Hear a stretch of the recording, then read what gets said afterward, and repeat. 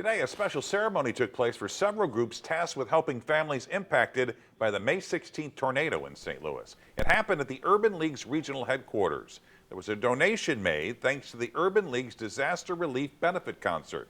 During that concert, organizers raised more than $300,000, and about $100,000 of that was distributed to some of the churches and organizations who have been serving on the front lines. We've spent millions of dollars to keep people in these hotels. We've been feeding people to the tune of about $300,000 every weekend. Food, toiletries, cleaning supplies, and the rest, where they have taken time away from their children and families to make sure that they are available to the community. And the groups say this money will make sure impacted neighbors continue to receive resources like food, housing, and other essential care items.